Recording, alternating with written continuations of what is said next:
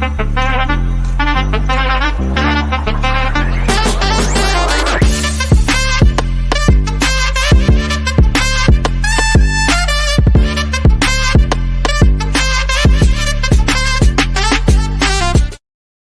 to Straight Facts. It's Friday. The Don, the original Don, Hassam, is here with me. How are you, mate? The only Don. Don from Chelsea has embarrassed all Dons around the world. But yeah, I'm here.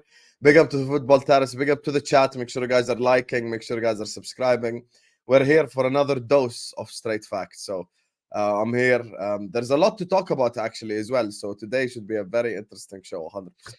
There is a lot to talk about. There's a lot to build up to. There's a lot of big games this weekend. Manager jobs on the edge. Replay requests to talk through. And we're going to get into Liverpool later because I haven't spoke to you since last Sunday, where you were just beyond angry. So it's going to be interesting to go through that with you today. I wanted to start off though with Man United. Not Man United per se, but have you heard the news about Paul Pogba today?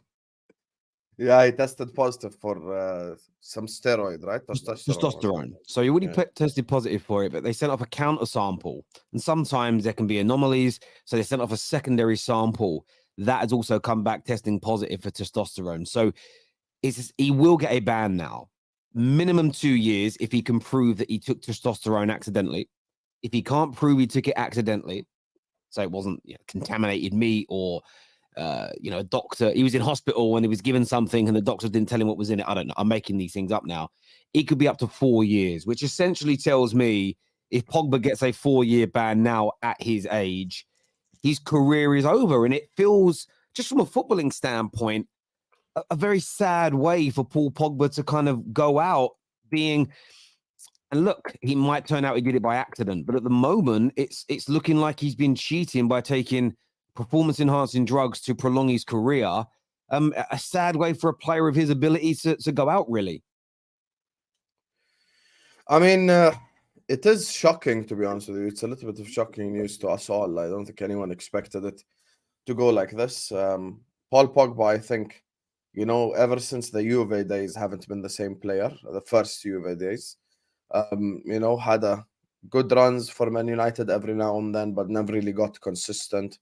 And look, this stuff like this is crazy because you wouldn't really think that Paul Pogba would be taking testosterone or any prohibited, substances or whatever to enhance the way he plays football, because he's got ability in abundance. So, look, this is not this is sad news, because you wouldn't want any player to kind of be caught cheating or using something that enhances their performance.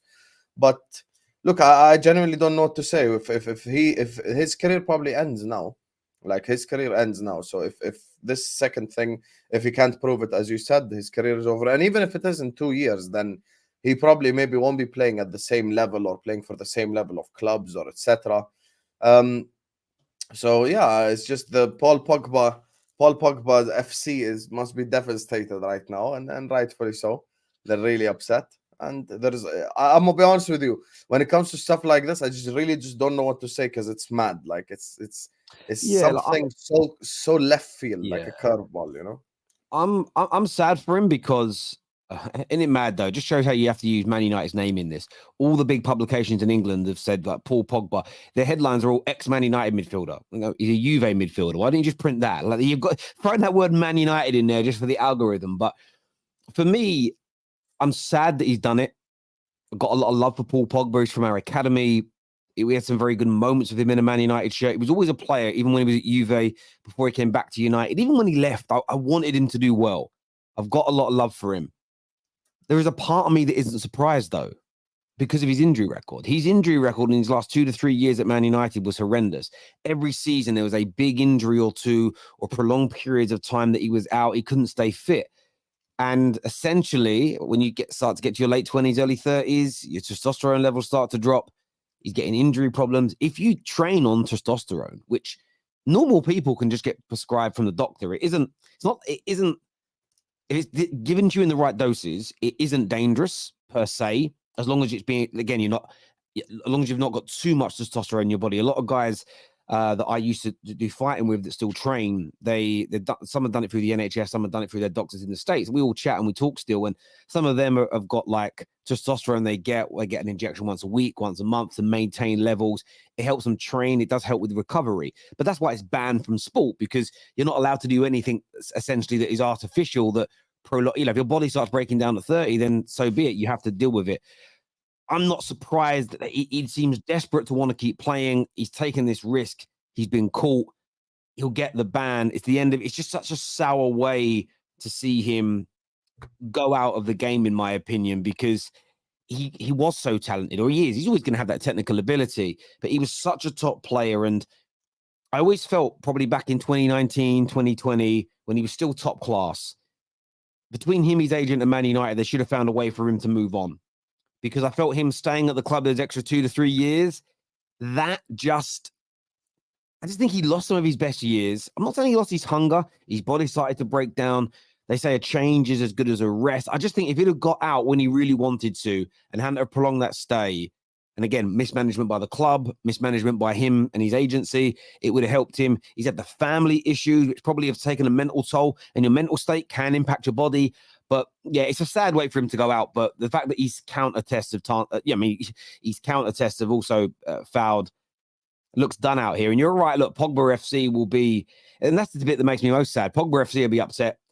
They'll come out on the attack now, and they'll attack anyone who's ever challenged Pogba FC. You'll have people that hated Pogba now that will go on at him, and it's just a sad, horrible way for it to end, really, for him. But yeah, looks. I'm just glad we didn't give him that new 5-year deal on 450 grand a week, because he didn't kick a ball last season, and then he'd have been out now having taken drugs, and we'd have another. Well, you probably find Juve can cancel his. I swear, there's got to be clauses in these contracts. If you're done for drugs treating, the clubs can cancel your contract. They'd be dumb not to, because they'll save that money. But I am glad we didn't keep him now that this has all come out. But yeah, sad way for the man to leave football. It really is.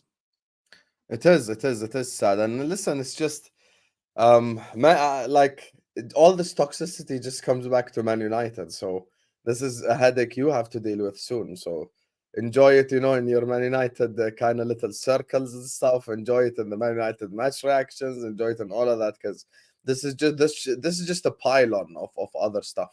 But apparently Sancho's back in Carrington, I read today. So that's something to look forward to. Sure, he's going to be a game changer. A month of times these guys have spoken about him the last month. So I can't wait. I want to see him play this weekend. I want to see what he does. Who, sorry? Who do you want to see play? Sorry, my screen scrambled. What did you say? Sancho. Sancho is he back in Carrington today? Hey, Yeah, he should be starting this Saturday, right? He should be starting. Sancho is. Rashford should be dropped. There's no doubt about it. I did see Sancho returning back, driving his car today, but he's been at Carrington this whole time. He's not been banned from Carrington. He just isn't training with the first team. But look, if he apologizes, he'll play. I just don't think he's going to apologize. It's, as you say, with my club, it's just one calamity, one problem, one issue, one disaster after the other. It's ridiculous, really, what goes on at my football club. I can't even lie to you. It's utterly ridiculous. Simple and straightforward as that. But and you need to win this Saturday as well because of the Ten Hag situation. I can't lie to you. This Ten Hag situation, this is just a repeat of the same old cycle. Like, I can lie to you. The cycle is just happening again now. And I can sense it and I can smell it. It's so obvious. It's genuinely so obvious what's happening right now. Even I could tell as a rival fan. And actually, to an extent, I do feel bad for Ten Hag, because I think, like, this isn't just his fault. There's stuff that he should be blamed for. I think the one thing that I would say, that team that beat Palace midweek 3-0, he should have just ran it back straight up. Just run it back the next game. See if it works. If it works, it works. If it's not, at least you tried, type thing. So, but most managers around the world anyway will bring back their best players. I think Rashford's been heavily underperforming this season. That loss to Galatasaray has been a shock to the system, because I think that's the first ever Turkish team to win on English soil as well, because they usually travel really badly in England. Bro, every time I hear these records said before a game. So when we played Burnley, we won that match, but they were saying Burnley ain't won a game all season. Upstep Man United. I heard in the build up to the game, you're hearing like, no, they haven't won here for a certain amount of time. United haven't lost their first 2 home games in the Champions League ever. And I'm sitting there in the build up. I'm sort of talking to my brother and I'm chatting. We're going to lose. Why?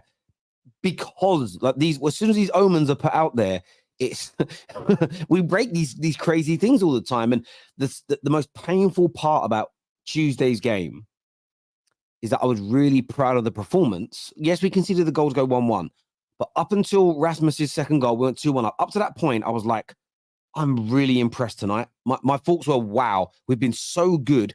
One mistake from Delo led to a goal, but we didn't collapse after that. We became the better team again, dominated them, got the second goal, and then lazy tracking back in shape to go 2-2. And then you felt the pressure come, and the team collapsed and fell apart. Everybody did collectively, and it was a shock to the system. And it was a shock not because we haven't been in bad form, but by how well we perform for large parts, and the lack of consistency within games is infuriating. And you mentioned Rashford, bruv. The manager's come out today, and I'll read this to you. It said he will soon be on fire. Strikers, when they don't score, they need a moment, and it will come. He's so experienced, and when he's doing the right things, and the team is, the momentum will come, and he'll be on fire. So it sounds like the manager's going to play him again. Like, how big a mistake do you think that would be to play Rashford again? This is where Ten Hag kind of is to blame for these things, because it's always good to keep a balance. Not everything is the Glazers' fault. Not everything is Ten Hag's fault. You have to be balanced when you're having these conversations. And for me, this is definitely one of the things that Ten Hag is to blame for. I think you start dropping players that aren't performing, because they're letting him down before they let anyone down. I mean, that game that you're talking about against Galatasaray, I think he was one of the 3 worst performers alongside Onana and Casemiro. I think those 3 were probably the worst 3 on the pitch in that game. I think Bruno, listen, whatever. Bruno in the summer, by the way, I told you on one of the first ones we've ever done, I said I don't think the balance will be there with him and Mount. I think it's more of a balance issue than a personnel issue. It's not like I have an agenda against any of the players. I just don't think it suits them to play in the same midfield. I think Mount's actually done well. I'm gonna be honest with you. I don't think Mount last 2 games he's actually played well, to be fair to him. Like, he hasn't even done badly. I think this is where Ten Hag needs to earn his money. This is where he needs to make these big decisions, game-changing decisions. I don't know. I've heard some conspiracy theories from some Man United fans that apparently there are clauses in his contract that says he must play or whatever. Shit like that. I don't know if that's ever true. These are conspiracy theories. They did this when Rooney was playing badly 10 years ago. These are just made up bullshit lies. There is no 100% credibility to them at all. So again, I'll criticize my club in certain areas. What I won't do is sit here and perpetuate a lie that is completely unsubstantiated. Yeah, he needs to change it up. He needs to change it up. Yeah. I think he needs to give certain players an opportunity, the likes of Garnacho and Pelestri, just run back at the same forward line. I think Højlund done well as well ever since he started playing. So fair enough, he's done well, so he has to play. But Man United right now, unlucky a little bit with injuries, 100%.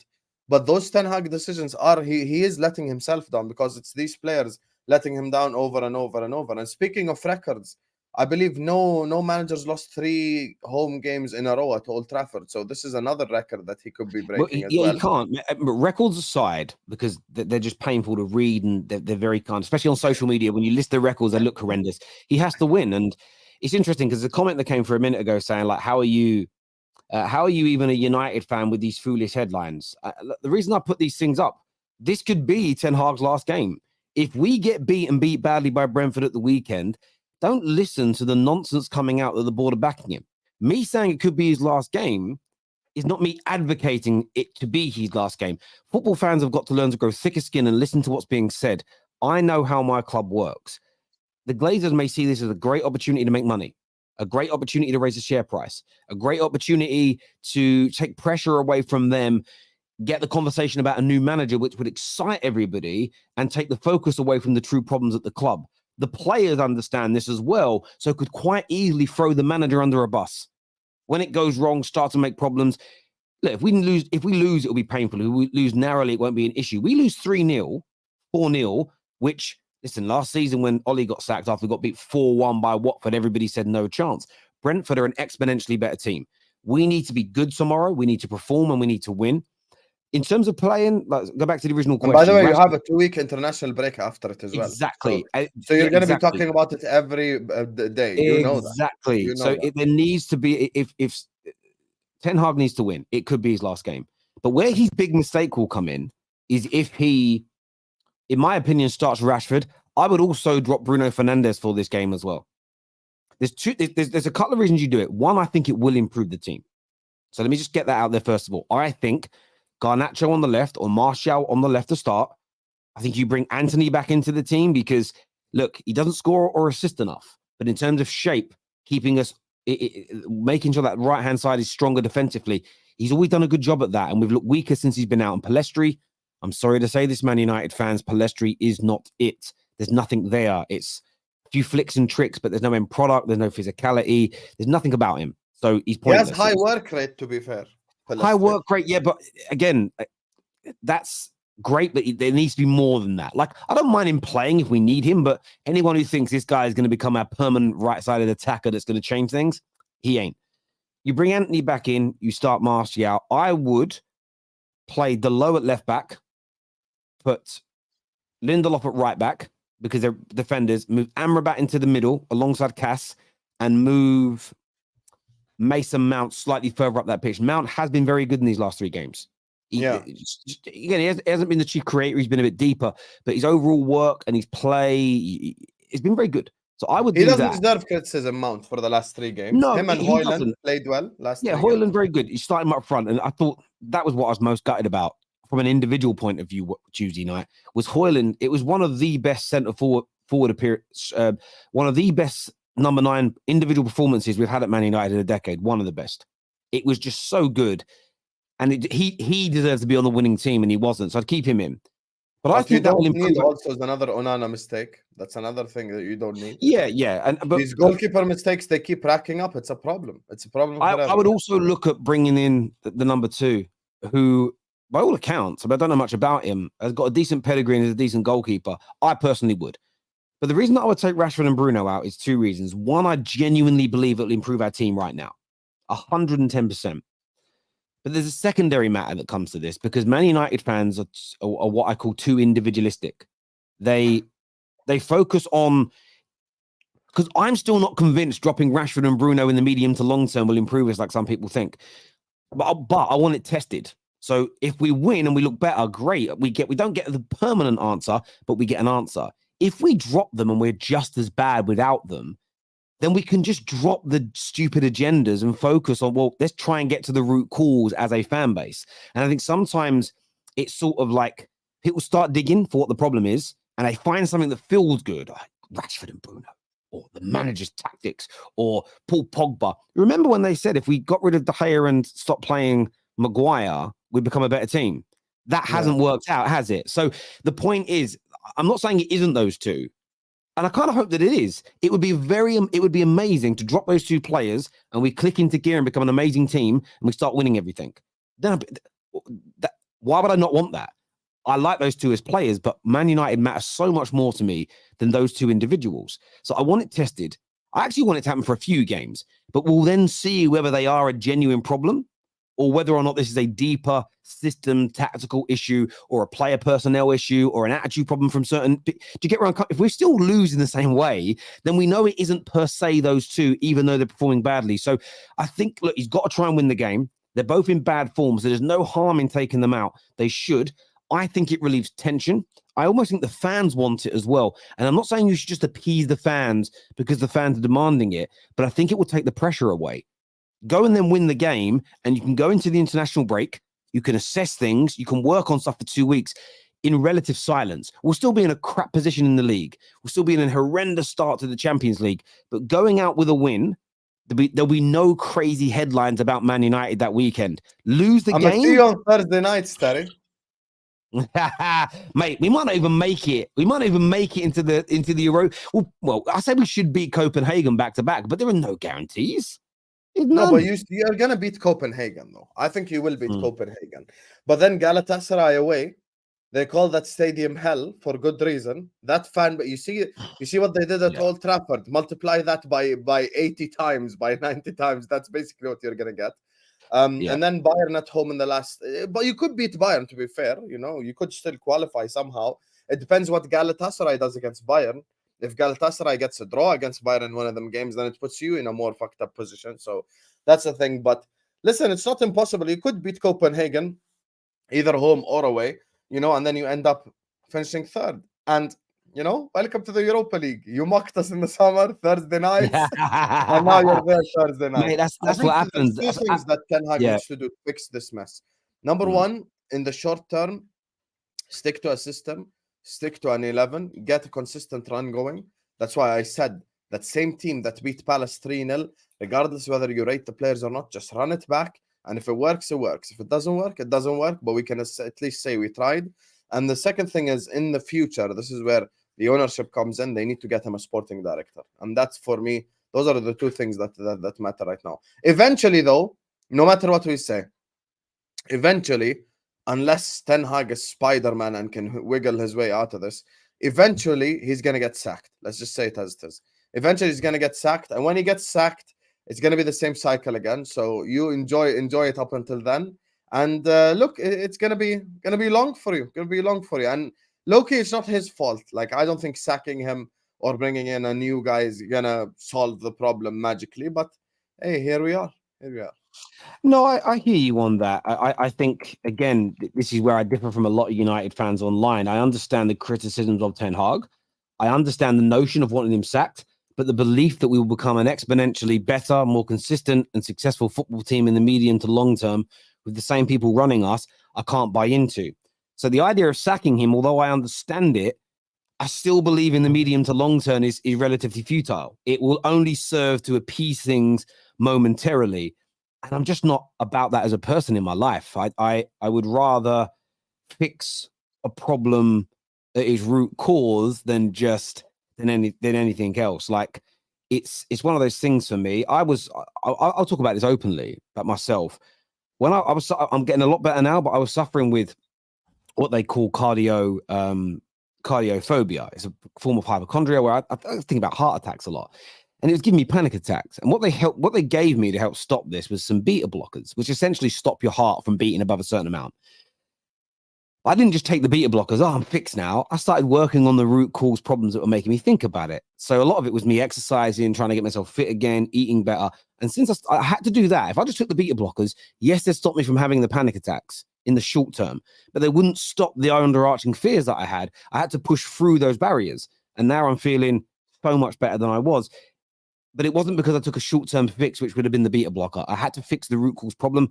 I had to address the personal issues that I had to become better. And I suppose that's how I view the issues with Man United, that you just can't sack the manager at Man United and expect the world to become brilliant. Yeah, I just don't believe it's the case at all. There's a couple of comments here that says, that's a mad statement. Højlund played well, but one of the best United number 9 displays in a decade is crazy to me. But it isn't, because we haven't had that many. There haven't been very many games where our number 9 in that match has been, wow, the hold-up play, bringing others in, being powerful, direct, scoring a brace, nearly got himself a hat-trick, very marginally offside. This hasn't happened very often at Man United. In big games, Champions League, big Premier League clashes, there've been some really good ones, but over a 10-year period, I bet you could be hard pushed to find 10. So one a year, this is why it stands out to me personally. And as a Man United fan, I'm always going to view it differently to you, Carl B. You're an Arsenal fan. You don't know what it feels like to be a Man United fan. And I'm telling you, that performance from him was electric. I could just tell by how I celebrated that second goal compared to how I celebrated most goals by Man United, even in the last 3 to 4 years. There was a euphoria around. There was a feeling. Terry, you said Onana would improve your back line. Has it worked? Well, obviously not. That's because, for me, though, it's nothing to do. Where we were conceding a lot of goals, I could explain this with De Gea. We conceded similar goals with De Gea and Onana in terms of bad goalkeeping errors, in terms of you should have saved that. This notion that De Gea wasn't making terrible shot-stopping errors last season alone is a lie. He was. But I really felt that bringing in the goalkeeper, playing the way we want to, would make us more press-resistant, which would, a lot of our goals came from being pressed and losing possession high up the pitch, or we'd lose the possession from the goalkeeper kicking the ball back needlessly out. We'd lose possession and teams would attack us. I believe that would stop. And on large, that has stopped. Where our problem has been this season is we're getting caught in transition. We're out of shape all the time. And we're getting the amount of cutback goals we're conceding. So it's a different problem that this is now generated. So again, Maradon, you're right to call it out. I've been wrong in the thought that we'd concede less goals with Onana.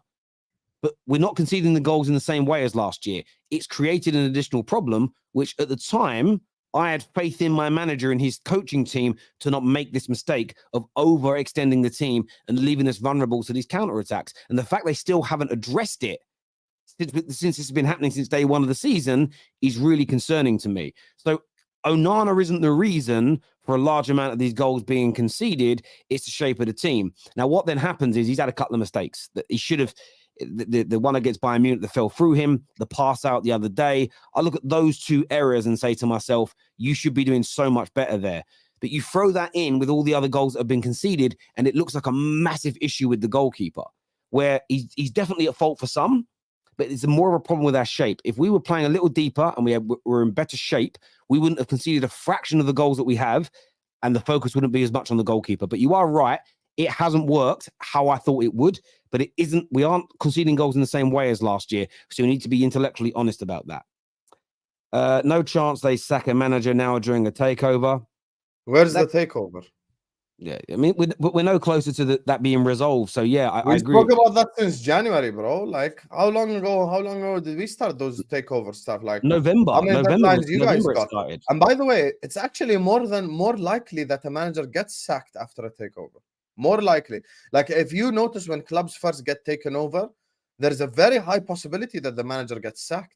That's the ultimate reality of takeovers, because they want their own guys. And even Terry will tell you that. It's probably a thing where, like, the manager will probably more likely than not get sacked. I just want to interject for a minute here. So news has just broke out from Manchester United about the passing of Sir Alex Ferguson's wife, Kathy, who very, very dear to him, has passed away today. The club has released a statement here saying that we are deeply saddened to confirm the passing of Lady Kathy Ferguson, survived by her husband, 3 children, 2 sisters, and 12 grandchildren, and 1 great-grandchild. The family have asked for privacy at this time. So I'm not going to delve into it anymore because the family are asking for privacy. But yeah, a massive, huge condolences to the Ferguson family, to Sir Alex Ferguson himself, who is, of course, one of my and will be forever one of my heroes. Him and his wife together, I don't even know how many years. You're probably talking 50 to 60 years that them two have been together.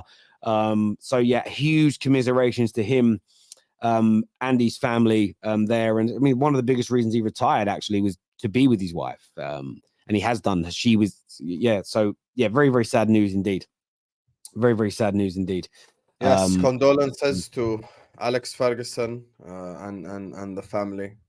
No, Sir Alex Ferguson. His name. Get the name right. Defensive. We'll go back talking football here. Defensive errors are the problem, not Bruno and Rashford. Again, that's BS. I'm gonna call you out on that. Yeah, that's too far. BS. You cannot be that way. I'll tell you why you can't be one-dimensional. Bruno didn't play well last game or the game before. Same with Rashford. Rashford missed a sitter against Galatasaray. And by the way, the one time he should have shot, he passed, and the pass was wrong. So it's not like it's not like they're performing. They're not performing, and it's not just defensive errors. 100%, it's them also underperforming. Because you know what it is? Me and Terry have both in the summer said Mason Mount will fail at Man United. We just said last 2-3 games he's not to blame. We just said it. Did we not just say this 10 minutes ago? Mason Mount played well, so he doesn't deserve to get dropped. But Bruno Fernandes and Rashford, are they to blame for Man United conceding 3 goals? No. But are they to blame for the overall shape and performance of the team? 100% they are, which actually relates back to them conceding goals and stuff. So no, I completely agree that, you know, Rashford got to work harder at times, Bruno as well, both lacking in those areas. They've also both failed to convert an abundance of chances that would have given us leads in games, that would have put us ahead in matches, that would have killed things off. And I know we ended up scoring again after that point, but even the Rashford, the cutback to Bruno, again, if you're going to make that cutback, you've got to get it right. You should, in my opinion, be shooting from that position. You really should be, and you didn't. All those things are problems. And I just think it's not even about what you have to do right now as the manager is go, right, we know that we've got Garnacho and Martial. You've got you'll have Ericsson or Mount that's desperate to play in Bruno's position. Give them a chance to prove that they can do a better job. 100%. That meritocracy will improve us as a football team. It 110% will improve us as a football team. So look, they're not, Rashford and Bruno are not the reasons we're bad overall, but they are a reason. And again, that's the individualistic nature of Man United fans. Some will say, drop Rashford and Bruno will be perfect. I don't believe that either. I still think there's going to be a lot of teething problems. It's never quite as simple and as straightforward as just drop one person. Team chemistry wise, we probably look better. I mean, so far we only have one sample size, which is 3-0 Palace. So that's why I'm saying you need to run it back. Yeah, no, listen, I hear you. I hear you. Maradon says, Terry, you tried to compare Bruno to KDB and Rashford to Mbappe. That's also very shameless. Well, I've said for many years on here that Rashford isn't as good as Mbappe. So again, that's a misrepresentation of what I've said. About 6 or 7 years ago, there's content out there where I said he had the ability to become one of the best attackers in the Premier League. And I do think he had the ability to do that. But what someone has ability to do 6-7 years ago isn't the same as me saying he would do that. When it comes to KDB and Bruno, if Bruno Fernandes had joined Man City 4 years ago, and hadn't come to Man United, Bruno would have gone to that club and scored and assisted the way he did at United, but maintained it. Bruno Fernandes in his first 2.5 years at Manchester United was emphatic. He was inevitable. He was absolutely out of this world. And he's still a creative monster now, but he has been part of a team and a club that has ruined every talent that has arrived. So I will not apologize for my take when it comes to Bruno Fernandes. If he would have joined a better run club with a more stable system, Bruno Fernandes wouldn't have just gone in there and smashed it. He would have maintained that quality. Equally, by the way, if KDB 5 years ago, 6 years ago joined Man United, we would not be talking about him right now as one of the best midfielders in Premier League history, because he would have come in and started well and he would have declined like every other signing the club has made in a decade. So again, you can't take something I said 5-6 years ago and talk about it now as if I still hold those same beliefs, because players can get injuries. The club can take somebody backwards. And when I was praising Bruno, he was up there with some of the best attacking midfielders in the world. There's no doubt about it whatsoever. The Bruno we see right now wasn't... People try and pretend like this is what we've always had from Bruno. That's a fundamental lie. It's a fundamental lie. It really, really is. It's an absolute lie. 100%. But there we go. But yeah, we have to win this weekend, and we'll see what happens with it. Another big game this weekend that I really want to get your... Actually, you know what? No, we'll come to the Man City one a little bit later, actually. I want to ask you about Liverpool, because your manager this week... Yeah, because your manager this week has come out and asked for the replay. I know that he knew it wasn't going to happen, but he still put it out there and mentioned it. He said today that Liverpool are over it. Are you over it? Are you over what happened last week? And do you feel justice has been done? I mean, first of all, I see Tottenham fans bitching in the chat. It's typical. I can't lie to you. I've developed a different hatred for Tottenham Hotspur this week, just based on the bullshit their fan base are saying. Honestly, that fan base. Arsenal fans, I apologize. I understand why you laugh at Spurs fans now. It's just pathetic, man. Like the way they've been moving on these applications and shit, asking for a replay of the Champions League final. You're Tottenham Hotspur. With all due respect, I'd take that replay right now 100 times and I'd beat you 100 times. I've got no problem with it. I mean, first of all, my match reaction when I came on after that game, Klopp is not a disgrace asking for a replay, Abel, and you're about to find out why. So stick around. Anyway, so when I came on that game, post-match, that's my post-match reaction, I said there is nothing to say football-wise from that game, and I spoke for 5-6 minutes about referees. And my point has been proven right ever since that game. First of all, let's start with the PGMOL audio. The PGMOL audio is one of the most embarrassing things I've heard my entire life. One of the most embarrassing things I have heard in my entire lifetime as a football fan. And what makes it all worse, there's this Ollie guy in that room who's just the replay guy, and he's like, delay. He said it 100 times, and the other guy's like, what? How about you focus on the game? How about you actually watch the game? Because I actually, people always ask, oh, keep the same energy. There's a video I done 3 weeks ago that had nothing to do with me. Fulham are playing Man City, and I had a literal 10-minute rant on one of the shows that I'm doing about referees. So I have kept the same energy because I've always said the Premier League referees are a problem. The best league in the world employs the worst referees in the world, and we have all suffered from their idiotic decisions. You cannot look at that game of football and think that it was fair or it was okay or like the outcome is normal, because all of these things are not true. And when I look at that game of football, and when I look at Klopp's reaction, the PGMOL, everything, first of all, when you're sat behind the monitor, you have one job. You have one job, which is look at the monitor, tell the referee when he's made the mistake. Draw a line on Microsoft Paint. That's literally your job. That's literally your job. Even you heard them say 2D, Microsoft Paint, hit shift and do this with a line, and that's it. You're good to go. That's literally your job. How are you that idiotic? How are you that idiotic? You're not even watching the game of football. You're not even watching the game of football that's happening in front of your very own eyes. They're saying they thought Diaz's goal was given. Diaz didn't celebrate, and the offside referee was doing this like it's the start of a Formula One race. So I don't get how you're saying they thought it was given. It wasn't given. That's just the ultimate reality. And second of all, the Jota red card. The Jota red card is exactly what I said post-game when people wanted to go like, oh my God, Jota's stupid, blah, blah, blah. First of all, the first yellow wasn't a yellow to begin with. Second of all, the referee had no game management. Third of all, the Premier League independent panel came out and said Jota shouldn't have been sent off. Those are two decisions that heavily influence the outcome of the game. And if anything, watching that game, it shows that Tottenham Hotspur are shit. It shows that Tottenham Hotspur going forward do not intimidate me or scare me whatsoever, because they needed a 95th minute own goal from Joel Matip to beat 9-man Liverpool. And Tottenham Hotspur fans are talking like they dominated us, had 90% possession and peppered Alisson's goal when there's like 2 chances. There are Tottenham Hotspur fans who have the audacity to go like, it was even 11v11. It wasn't even. We had 6 shots. You had 1. That's not called even. Last I checked. We nullified you. We kept possession. Your 2 centre-backs passed to each other 100 times. And now we speak on the Klopp replay thing. First of all, let's give the full context. Klopp didn't just say replay. He gave 2 solutions. The second solution he gave was, he said the referee should be able to stop the game, call both managers and go like, we fucked up. It's 1-0 to Liverpool. That I agree with. That's an in-game solution he gave you. He gave you resolution number 1. Solution number 1, Ange, Klopp, and he said get the 2 captains, which is Virgil, and I don't know who the fuck Spurs captains. No one gives a fuck because you'll never see him lifting anything. So you bring those 4 guys together and you're like, okay, we fucked up. It's our fault. We messed up. It should be 1-0 to Liverpool. And we just give it 1-0 to Liverpool and keep it stepping. And when it comes to the replay, I'll tell you why it's not a disgrace him asking for a replay.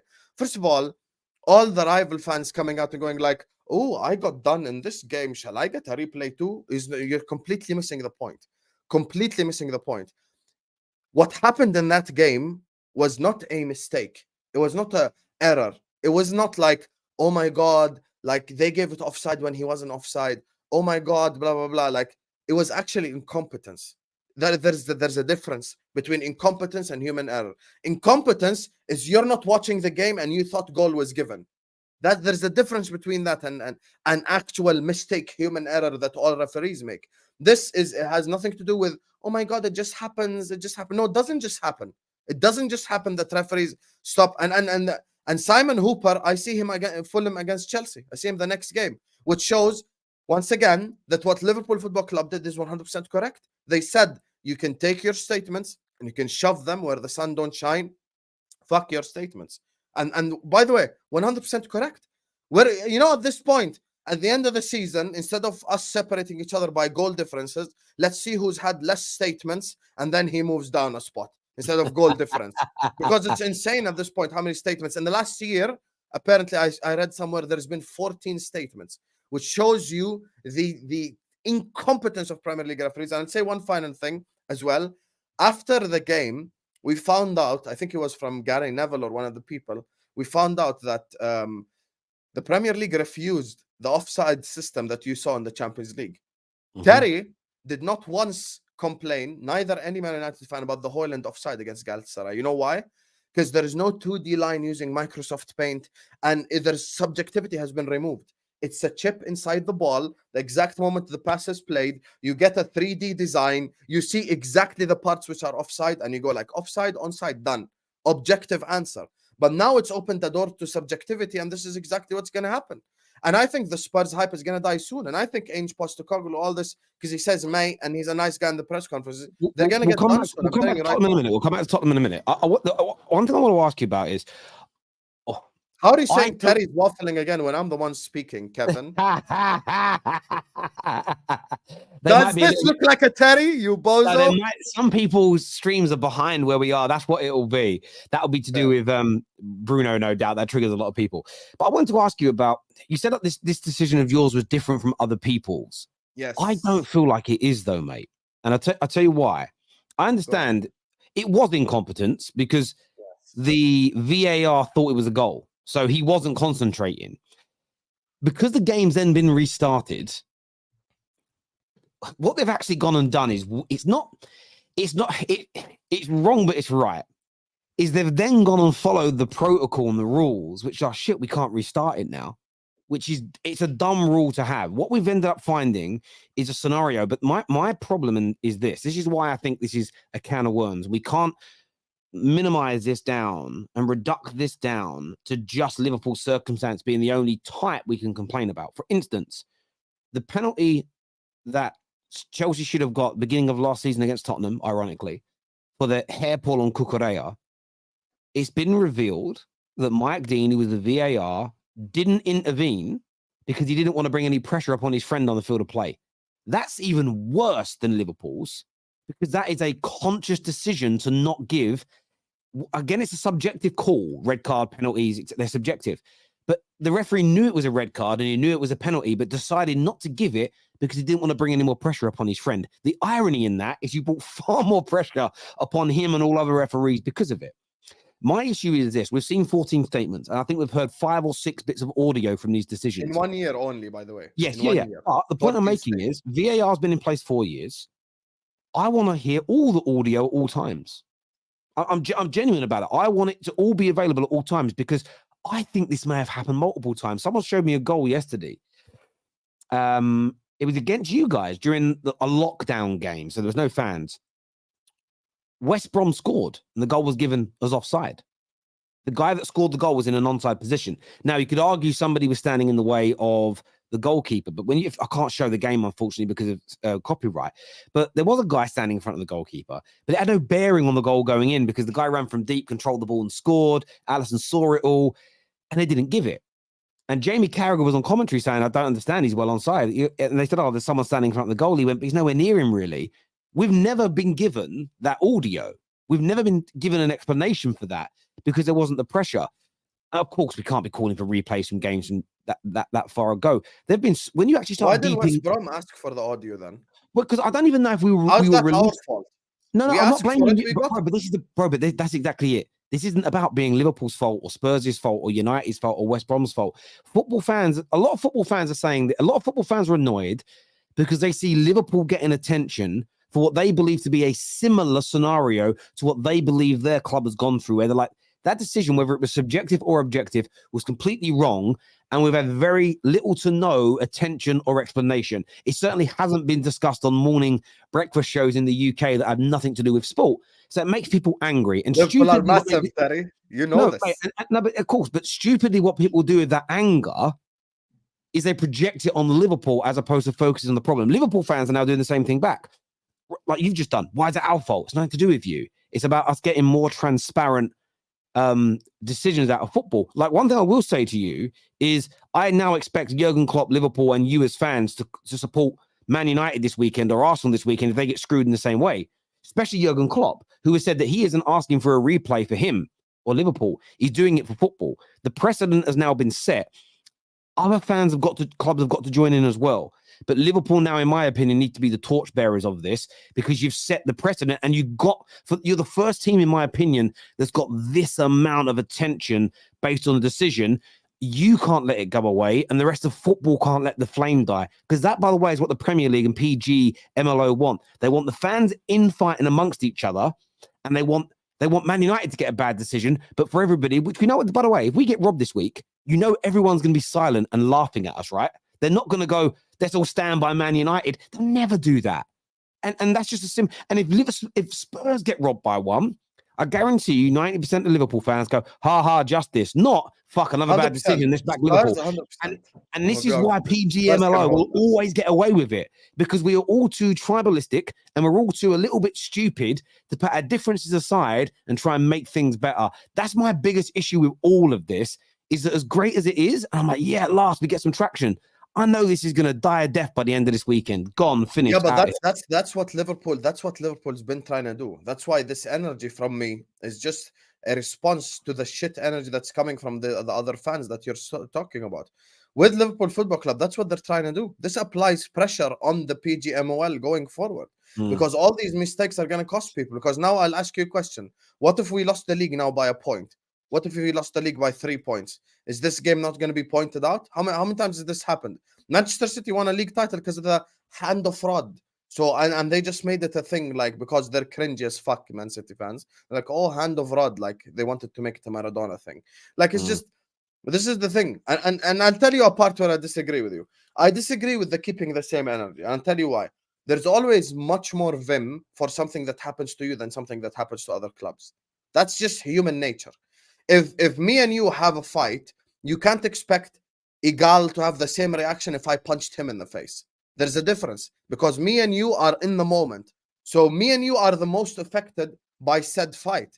Igal can't from the outside keep the same energy unless he gets punched in the face. That's when his energy will be the same. So what I'm saying is, hear me out.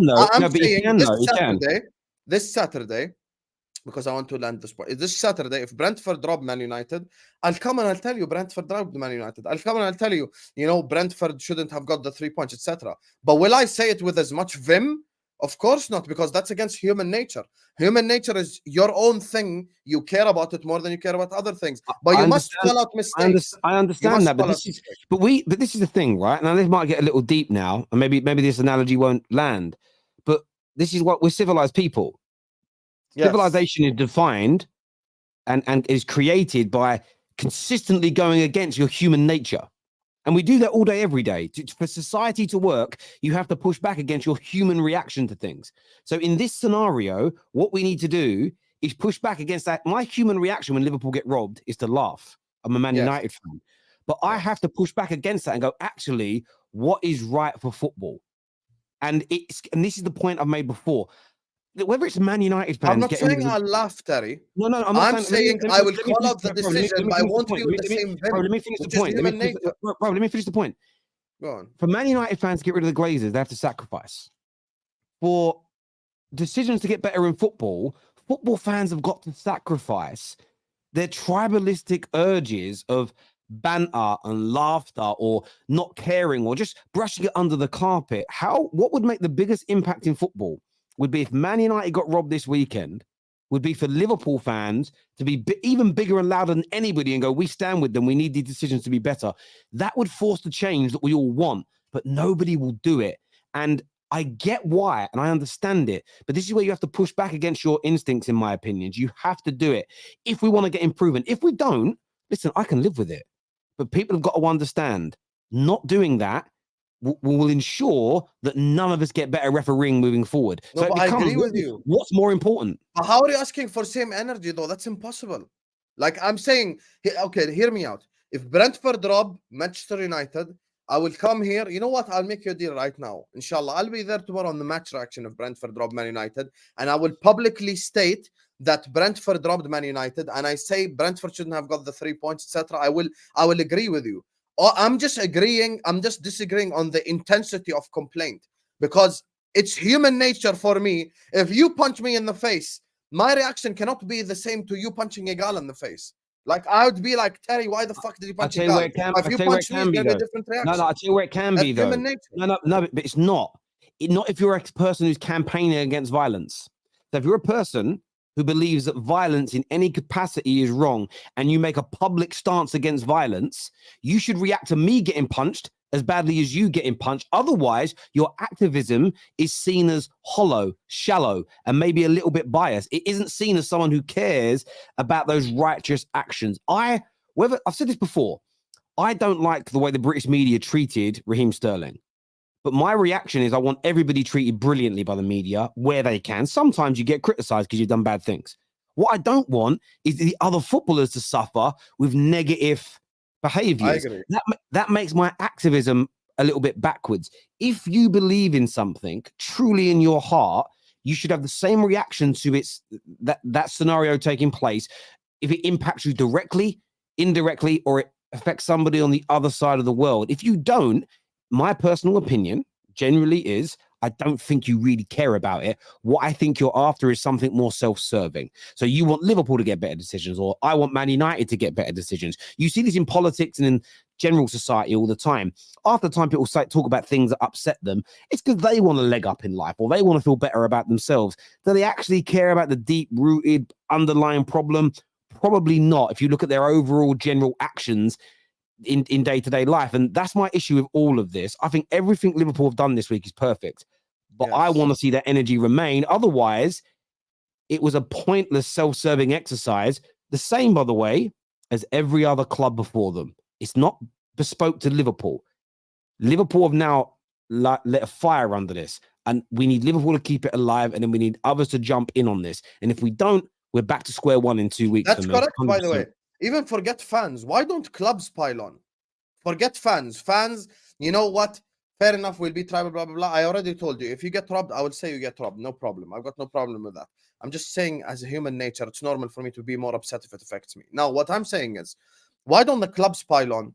Why don't Man United pile on, and Man City pile on, and Chelsea pile on, and they put out statements, and they go like, why is the PGMOL fucking us over? We're tired of this shit.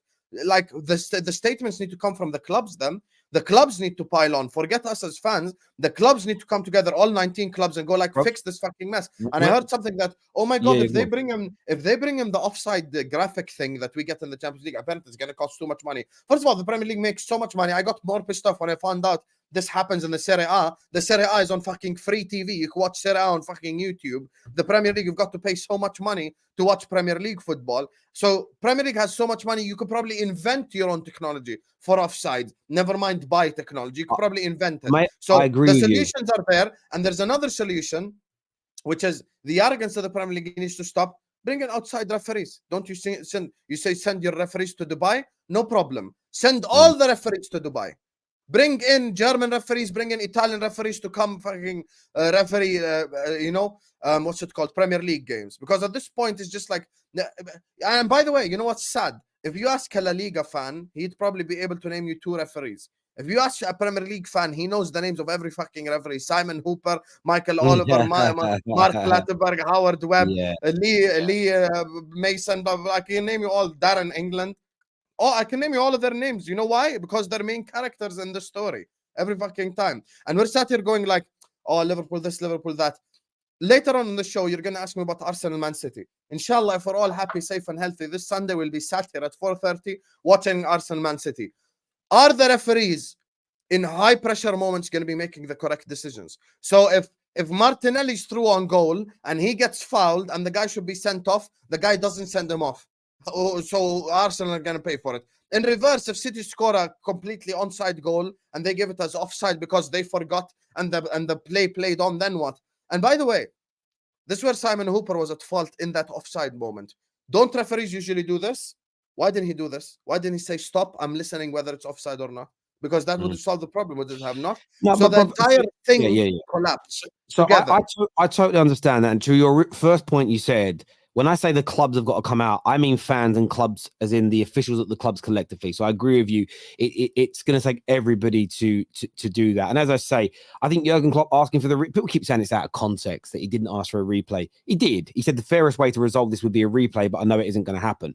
Liverpool would have loved the replay to have been offered, but they know it isn't going to be done. And if Liverpool are being honest, they probably don't want to with hindsight, now they've calmed down, probably don't want one. Because if you did get one, you open up again. You've probably already done it slightly. If we get one, we beat Spurs, by the way, by 4 goals. I understand that. But if you get a replay, every time a team gets a bad decision against you, there is the potential precedent of a replay, and that could end up hurting you far more depending on who the games are against, etc. You mentioned something earlier on about Spurs. You're about to go in on them a little bit. Yes. About Ange Postecoglou, you think their bubble's going to burst soon? You think 100%. 100%. Why? There's two people in this league that are overhyped, and that's Ange Postecoglou and Roberto De Zerbi. Now, as the football terrace and as YouTube content in general, we don't really care about non-top 6 clubs. So let's just put De Zerbi to the side for now. Let's talk about Ange. The overhype of Ange Postecoglou genuinely makes me sick. Like, I actually genuinely want to vomit. Like, it's just too much. It's just too much at this point. Every time in the press conference, they're doing all this loving glazing of Ange Postecoglou. Oh my God, we got our Spurs back because we made 5 passes in a row. With all due respect with Tottenham Hotspur, first of all, I'm not even doing the banter thing. I will not respect you until you bring me some VVS, bring me some diamonds, bring me some titles, bring me some trophies, and that's when I'll respect you. Second of all, with Ange Postecoglou, who has he beaten? Brentford. Brentford draw. Man United, who we now found out later on in the season, everyone's fucking beating. So it's not that much of an accomplishment. With all due respect, they beat Sheffield United in the 99th minute of a footballing game, a normal footballing game. They beat Burnley, who everyone has been beating this season, and they robbed Liverpool. Why so much Ainge hype? I genuinely don't get it. There's genuinely zero reason for Ainge to be this hyped up. And he's once again, he's nominated for Manager of the Month. Why are you nominated for Manager of the Month for? For what? For robbery? That's what you're nominated for Manager. He shouldn't be nominated for Manager of the Month. I don't even think they've done well this month to begin with. Last month, okay, you won against Man United when people thought United were going to be good, blah, blah, blah. But now, there's no need for him to even be nominated. I think this Ainge hype will die soon. And by December time, mark my words, bookmark it, clip it, which I'm sure Terry will do anyway. Mark my words, by December, Tottenham Hotspur will be outside the top 3. 100% they will be outside the top 3. And this Tottenham Hotspur hype is making me sick. You know why? Because they're one injury away from crisis. If James Maddison, God forbid, gets injured, because I will never wish injury on any football player. If James Maddison gets injured, Spurs are in the mud automatically. And if you want to talk without agendas, let's reverse the scenario. Imagine Spurs had 9 players and Liverpool had 11. That game ends 4-0, 5-0. So the fact that it ended 2-1 with a Matip own goal in the 95th minute tells you all you need to know about Tottenham Hotspur and the level that they're at. People can say I'm salty. No problem. In December, you will apologize when you go like, Hussam, you were right all along, as per usual, because I am a football guru. So I see this happening. I see this coming. I see this coming with Ange Postecoglou. I genuinely think he's getting overhyped right now. They're doing too much. And the question now becomes, why is there no pressure on Ange Postecoglou now? Isn't it, if they win this Saturday, they'll go top of the league, right? Am I making it up? I'm not making it up. Why aren't people saying Spurs are in a title race? If United were in this position, we'd be asking Terry if he's in a title race. If Chelsea was in this position, I'd be asking the same of Chelsea fans. Same with other clubs. So for me, I'm looking at Tottenham Hotspur now and I have different expectations of them. Isn't Ainge the Messiah? Isn't all this Ainge ball crap that you couldn't score a goal against 9-man Liverpool, isn't it so amazing? Yalla, show me. Show me how amazing it is. Because now when it comes to this next run here after Luton Town, and because they've already played Sheffield United and Luton. Sheffield United, Burnley and Luton. Those are 3 clubs they've played. Now when the tough run starts, let's see. Let's see Postecoglou against Man City. By the way, Klopp beat Postecoglou tactically because he nullified them. He's like, you can have your possession. We pressed in moments. We had the more dangerous opportunities. We nullified James Maddison. James Maddison was in our midfield's pocket before the sending offs. Like, James Maddison did fuck all that game until the sending off and until the whole thing changed. So now he has so much space to operate in. So for me, with Tottenham Hotspur, their hype is going to die down soon. And you will all witness it with your own eyes. And you'll come back to this video where you're all calling me salty. And you're going to realize I'm not being salty. I'm just being real. So yeah. Enjoy it, you guys. Enjoy it. Soon, this Ainge hype is dying. I promise you. Mark my words. Mark my words. There is no difference between him and Brendan Rodgers. You will wait and see now. Cal here says, again, he's lying with a straight face. Incredible what agendas can do. What am I lying about? Could you break down 9-man Liverpool? No. What next?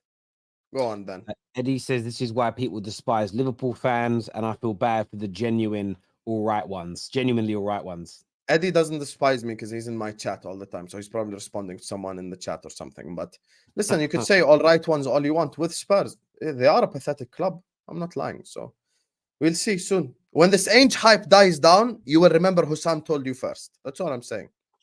This is Sam. Will you shave your hair if Spurs are in the top 3 in December? I cannot shave my hair in the winter because it's too cold over here. Imagine you want me to be bald in the winter. My head's going to be so cold. Come on, man. I support you, Terry. If any team gets robbed, Liverpool and Klopp should fight for the match to be replayed for other teams, is what but Robert, now here. you're doing too much. This is the thing that I tried to explain to Terry. You cannot ask for that. Klopp cannot come out in a press conference and call out other games as mistakes. He cannot do that. With us, I'm saying the clubs should escalate. So now Liverpool escalated. Bring the other 19 clubs. Let's all escalate together. Apply pressure on PGMOL. Get better refereeing decisions. Get better technology. That's it. If Liverpool replays the match versus Spurs, then every club now onwards should try and replay all matches. Yeah, I hear you that. And I know a few people in the comments saying Klopp didn't directly ask for a replay. Come on, let's not do semantics here. We knew exactly what he meant. And by the way, try for a replay. Who's stopping you? If you get robbed against Brentford, that I agree. go against you, and Ten Hag says, I want a replay, I don't give a fuck. Okay, Ten Hag says I want a replay. So what? Let him say that. Like, I'm not supposed to be pissed off. If you get robbed and your manager asks for a replay, let him ask for a replay. Genuinely couldn't give a fuck. Like, no problem. This says refs should be mic'd up like rugby. I agree. And maybe come into it as and when we need it. Other teams have had more VAR errors than Liverpool. Oh, here we go. Abel, I could tell you're a Man United fan, honestly. Ange said he wouldn't let Liverpool score if he knew. Do you mean wouldn't or would have? Wouldn't or would have? Has he come out and said something about it? Yeah, Ange seems like a good guy. Probably would. Funny, you both make sense. Of course we do. Facts: United and Chelsea have better teams than Spurs, is what Chombe says 100%. Here. By the way, that's why earlier on I said I felt bad for Ten Hag before we even got to this Ange part. If Ange had as many injuries as Ten Hag, this guy would be 15th right now. So let's not even do this. This here says over what never talk about. You say Liverpool, they are victim mentality club. German chicken wing. Speaking of Tottenham Hotspur, if the Sheikh bought Tottenham, you'd be a Spurs fan. So just be quiet, please. Yeah, listen. It's such a can of worms. Look, I hear what you're saying, and I get where you're coming from. Look, I think Spurs have been excellent so far this season. I get the excellent is an exaggeration, though. Tell me where have they been excellent? Go on. Okay, let me dig deeper when I say I think they've been excellent. Their football has been excellent. So the way they've been moving the ball, the way they've been playing has been great. I agree with you. Some of the games that they have won, some of the results that they've had, I think there's been a little bit like the Man United game. The way afterwards, I was angry. So obviously I was slagging my team off. The way that game gets talked about now is if we got dominated for 90 minutes. We should have been 2-0 up plus at half time. Would have been a different game. They then dominated the second half. So that's what I'm saying. So the game against Man United could have gone either way if teams took their chances.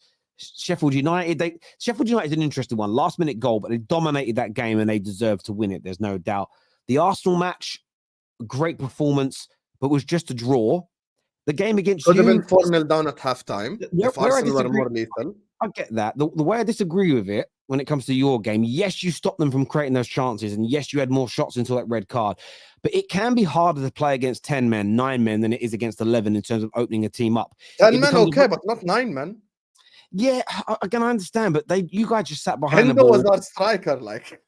No, I understand where you're coming. I understand what you're coming from and where you're saying, but I feel like I do get you.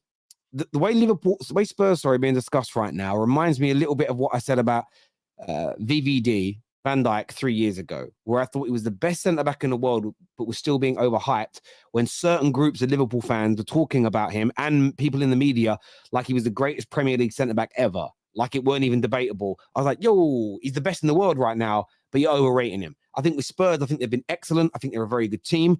But the way I've heard a debate back then, though, there was no debate. He was the best in the world as a centre back. Yeah, that element I agreed with. But saying he's the best ever in the Prem, some saying one of the greatest centre backs of all time. I remember listening to those conversations and saying, "Look, you can be the best in the world and overrated at the same time." I feel that way with Tottenham right now. I think they've been excellent, and I think they're value for where they are. But the way I've heard some pundits talk about them, the way I've heard some, not all their fans, by the way, some of their fans talk about them. And of course, Sava's level-headed. Alan's level-headed. Who was Jerome that comes on? Loads of them are level-headed, but there are some that are sort of like that guy that you had on the match this. reaction post Chelsea. That guy ain't level-headed. I don't know his name. No, exactly. So there's some that are not equally. There's a lot of Arsenal fans said they were going to smash Spurs in the North London derby, but a lot of Spurs fans came on here and said they were going to smash Arsenal there. But yet that got forgotten with the draw, and that's me. I'm just trying to be balanced here. I think they've been very good. But we have to wait for them to suffer some injuries. We have to wait until the pressure it increases. As an example, there's lots of different trials and tribulations for them to face before I turn around and go guarantee top 4. Right now, if they continue like this, they're going to make top 4. Before I start saying guarantee of top 4 title challenge, there's a lot more I need to see from them first before I go down. Okay, and you want me to be honest? I'll be honest right now about Spurs. Let's look at objectively look at things. I know we're spending too much time on Spurs. They're not big enough for us to speak this much about them. But since the can of worms has been open, let's just open it all the way through. First game, Brentford 2-2 against Tottenham Hotspur. They beat Man United 2-0. They beat Bournemouth 2-0. But I just spoke about the Man United game. They lost to Fulham in the Carabao Cup second round. They conceded twice to Burnley in a 5-2 win. They beat Sheffield United in the last minute. They drew with Arsenal, acted like it's a win, and they robbed Liverpool. Now, after Luton Town, okay, you've got a run of Palace away, Chelsea at home, Wolves away, Villa at home, City away, West Ham, Newcastle. That run right there, if they come out of that run, then I can come up here and can go like, okay, Spurs are onto something. But right now, I ain't going to say shit positive about Spurs because they haven't earned it yet. What have you earned it by beating? Burnley? You've earned it by beating Sheffield? You've earned it by beating who? Spurs fans here are saying they've had injuries. They've actually had like 9 injuries. They have had injuries. Who are the injuries? But how many of, my question is, and this is a genuine question, how many have been important and integral first team players to your... Are you naming under 16 players and telling me you got injuries? Who's the injuries? Vicario starting in goal. Your right backs are there. Your 2 center backs are there. Your left back is there. Your whole midfield other than Bentancur is there. And your front line was there against us literally last game. Kulusevski, Son, Richarlison. Where's the injury, brother? Exactly. Thank you very much. There's difference. Terry can say we have injuries because he has no left back right now. He doesn't have Lisandro. That's realistic if he says no injury. There is no Wan-Bissaka, I believe. There is no like right back options other than Dallo. You know, fair enough if you say shit like that. But don't come up here and tell me I have injuries because of an under 21 player. Fuck Spurs anyway. They're going to fall off soon. Mark my words. We will see. Speaking of this weekend, we've already mentioned big game. Arsenal versus Manchester City. How do you see it going? Before I see how I see it going, first of all, PC, my brother, if you hear this accent and you cannot tell where I'm from, then you are so uncultured, you can't be helped. How are you telling me I eat curry? I'm Middle Eastern, you fucking idiot. And you can eat food with a beard. Because for centuries, men had beards. Now men are in YouTube comment section complaining about other men having beards. It's not my fault you have less testosterone than a turtle. Grow a beard. Fraud. Anyway, Arsenal, Manchester City. Here's the thing with Arsenal, Manchester City. I don't think City win this game. I just don't think City win this game at all. I am going to drag him, Max. Man's complaining about my beard. Hold that, bro. Grow a beard. Stop being a... Okay, actually, let me not say that. So anyway, with Arsenal and Manchester City, I'm backing Arsenal. I think this weekend Manchester City won't win at the Emirates. I think I feel it in my veins. I feel it in my inner self. You know, I just don't think City are going to win this game. I really don't. I think City are heavily reliant on Rodri. Calvin Phillips has been shit for them. You know, there's no KDB either. You know, even if what's it called? If John Stones starts as DM, because this has been one of the you know kind of conversations. I think this Sunday, City's best result is a draw, and I think Arsenal could win this game. Now, here's what Arsenal Football Club need to do. First of all, you see, speaking of injuries earlier on, Spurs fans, you know why Arsenal fans can have injuries? The reason why Arsenal fans can say they have injuries because Saka's out, because Martinelli's out, because they actually have starting players out, unlike you. But with Arsenal Football Club, I believe in Arsenal. I believe in Arsenal this Sunday.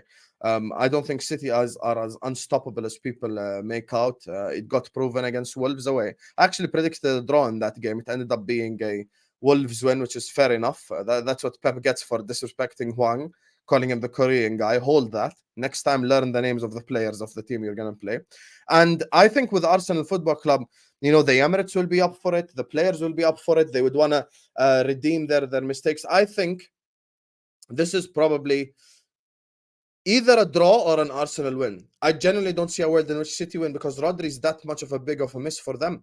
Erling Haaland, he's been stat padding real well lately, but I don't even think he's the best forward on their team right now. I think Julian Alvarez is definitely playing better than him so far this season. Alvarez has been on some next level shit. I think with Pep Guardiola, if he starts Grealish over Doku, then it's going to be a stupid decision because Doku's been so much better. We all watched the Thierry Henry video where he was talking about Mo Salah's dribbling, and he was saying in general, there's a rule with dribblers is there are dribblers who just dribble for the sake of it, and there are dribblers who attack the defender. He was talking about Mo Salah because he gets the ball, he runs at the defenders and shit like that. And I see that in Doku. Doku gets the ball and he's just gonna run at the defender. Doku's been fantastic. Doku would actually give White a much bigger problem than Jack Grealish would.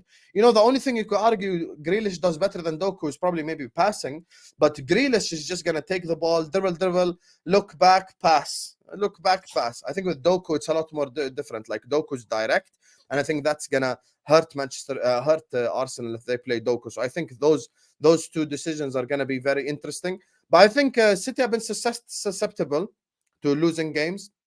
Even this season, we already saw what happened against Fulham with Akanji interfering with the line of sight of the goalkeeper.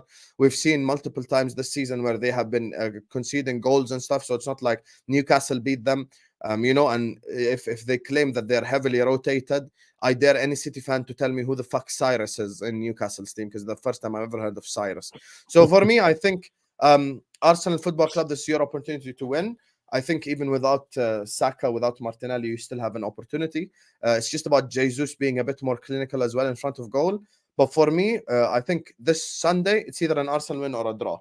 I don't see City winning this at all. At all. That's such an interesting take. I can always see City winning something because they are that good, they're that experienced. But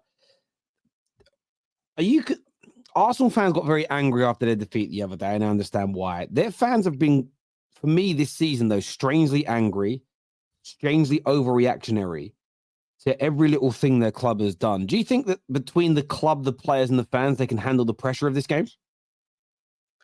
The reason why they are angry is the same reason I was angry in the quadruple charge season. You spoke to me, I was very angry that season. The reason why I'm angry, and they're angry right now, it's because we study for a test normally, and there's another guy who studies for a test, and then he's cheating and he gets a higher grade than you. So that's basically why you get more upset than usual, because you're basically chasing a cheat. But with Arsenal fans, look, losing to Lens is not the end of the world. I'll tell you why. When Liverpool won the Champions League, we lost to Red Star Belgrade. When Real Madrid won the Champions League, they lost to Sheriff Tiraspol. In the group stages, it's about topping the group and getting out of the group. All this fucking shit about you don't have to win every single game. You just don't have to win every single game. And by the way, when an Arsenal, there are 3 clubs in England: Arsenal, Liverpool, and Man United. Those 3 clubs, when they pull up to a stadium, that team is going to give it 195% of their actual capability. They're just going to go all out. I think the one thing I'll blame Arteta for is this Saturday, he should have rested Saka against Bournemouth, because he would have been able to slap the shit out of Bournemouth anyway, and then play them against Lens. I think you need to be able to rotate a bit better. I think people were going too harsh on Havertz against Lens, because in my opinion, I think Trossard was way worse. Trossard was definitely the worst player on that whole pitch. He has a chance to redeem himself this Sunday. But I think for me, with Arsenal fans, they've been irritated because they are chasing the cheats. So it's a lot more difficult. And there's an expectation level now. Because last summer, not this summer, the one before the season that they challenged for the league, we all said, you know what, Arsenal going to finish 4th, going to finish 3rd. Even if they challenge, they'll probably fall off. But they done really well, They were on top of the league for 93% and shit. So Arsenal, for me, their fans have every right to be upset at the Lens defeat. But this Sunday, if you lose or if you lose against City, that's when you should really be upset, because I think you need to be able to beat them or at least hold them to a draw minimum. Look, I think it would be such a psychological advantage for them to win for so many reasons. It would. Super chat here says if Arteta plays Havertz, it will be 4-1 to City. Interesting. Nah, I don't think it's as simple as that. I don't think it's as simple as that, because Havertz does perform in the big games, to be fair. Like, he usually does well in big games. It's not like he does badly. He does well in big games. It's the shit teams that you don't expect him to do well against. But Havertz does do well in big games. So yeah, I don't necessarily think that's true. It's going to be interesting. Robert here says, please don't overgas Arsenal or their fans. Don, please don't give us the kiss of death like Igal did for the Lons match and the North London derby. You know, you talk about kiss of death. I've actually predicted that 95% things correct this season. I said they'll drop points against Wolves, Manchester City. I said they will drop points against West Ham. That was almost, so it's not like I didn't give them no damn kiss of death. I think with my predictions so far this season, I said that with Man United, I've made so many right predictions. Even I made a right prediction and Terry made a wrong one. I said they'd beat Burnley and Terry said they'd lose and they won. So I got that one right. I hear you on that. George here is a gooner. Says I'm more happy about the fact that KDB is off. He's one doing us dirty every single time we play City. I hear you on that. KDB for City against Arsenal is like Mo Salah for Liverpool against United. I'm sorry, Ty, but that's the truth. I'll wait for him to leave. That's why I was so desperate for him to go to Saudi in the summer, because that would help us loads. Big up Terry and Hussam. Hope you're both well. I've just finished my working week. I hope in United don't ruin my life and weekend more. Mate, I would, if honestly, I hate saying this, expect a defeat. And you'll only like get what you expect or be pleasantly surprised that I'm not even holding. I've got no confidence in Man United right now. Would you take a draw if given it now? 2-2 draw, deadly. No, I would still roll the dice for a win, but I've just got no confidence in Man United right now. Your problem is there's an international break coming up. That's your problem, which means you've got to hear 2 weeks of the shit as well. Oh, can you imagine, like, with the bad run we're on and not winning on Saturday, the next 2 weeks are going to be hell. 100%. Hell on earth. At least the day after, you'll get a takeover news. So this is true. There's always good news about the defeat. I know, it's crazy. Viewers, let us know what you think about the Arsenal-Man City game, how you see it going. Saka is in contention. Yeah, I think he'll play. I just think he will. I just think he will. He has such a good start to the season as well. I don't 7-0 Brentford. Now, don't go over the top. No, not at OT. Not at OT. Relax. I doubt it. Is this a compliment or a dig? It says, so Sam is a gal 2.0. I'm not. Me and Igal are completely different people, man. That's just a weird comment. Yeah. Igal's on the top 6 show. By the way, everyone, remember, after 6 p.m. today, top 6 show, we've got Rory, Igal, we've got Nobbins, and we've got Lewis, City fan on the show. It's going to be an epic one, so make sure you're all back with us at 6 p.m. for that. Lewis, Chelsea fan? No, Lewis, City fan. He used to be on City Extra back in the day. Oh, okay. Injuries. I know Lewis, the ginger one. I think he might be a bit Auburn, yeah. Yeah, fair enough. Injuries in important areas can affect any team, but why is it an excuse? Again, it isn't an excuse. It depends on the severity of your injuries and who's out. It really does. So I think if you have 3 or 4 of your key first team players out. So if City had 2 months, they had KDB, Rodri, Haaland, Stones, and Edison, those 5 all missing for 2 months. Even with their rotation ability, I still think you'd see a significant drop-off of points in that time. And that's City with the best and deepest squad in the league. We've seen it just with Rodri out, by the way. Yeah, there's been a difference with 1. However, if you get 9 injuries to your squad, but it's a couple of academy players and there's a handful of your fringe players and maybe 1 or 2 first teamers, you should be able to cope with that better. So it's not an excuse for the overall club, because some of these teams and some of these clubs have spent enough money to have stronger squads, but it can be a reason that you don't win games. Equally, we're not talking about excuses here. We're saying that when you are going to assess if a team is up there with the best of the best, you have to wait for them to go through certain levels of adversity. For instance, what we haven't seen this Tottenham team do yet is bounce back from a defeat. That's not throwing a hurdle in the way. That's just treating them like we treat every team. Like if Man United beat Brentford and then go on a really good run, 3, 4, 5 wins, you'll hear me say this because I said it last year. Great, I'm loving the new form. But we need to see what happens when there's some adversity. Have we got over the fact that we can't react to that? Because right now we can't. So these things all matter. So Spurs robbed United and Liverpool. The only trophy they will win this season is robbery. Look, we should have had a penalty, to be fair. You are right about that. Ten Hag deserves time. Start this agenda now. Spurs robbed teams. Let's go. I'm down. Rebuild 2 years still early. Yeah, look, I would. Sorry. By the way, Mark made a comment earlier on. He thinks that you want him sacked. No. Or I said I want him sacked. That's not the point. We're saying that's what Man United will do. That's the thing. Yeah. That's massive difference. That could happen if we don't win this weekend. That doesn't mean I want it to. We're just speaking about the reality of the matter. Terry, if you had £100 to bet Arsenal to win, draw, City win. If I had £100 bet, I'd go have a draw. That'd be good odds. I'd go have a draw. If I was going to put a bet on that. I went for a Desmond 2-2. I'm saying either Desmond or Arsenal win. I just don't see a world in which City win. City ain't going to win the game, man. Speaking of robberies, by the way, City robbed Arsenal 2 years ago. Quadruple charge season at the Emirates. 2-1. Rodri should have been sent off when they threw toilet paper at him. Yeah, it's crazy.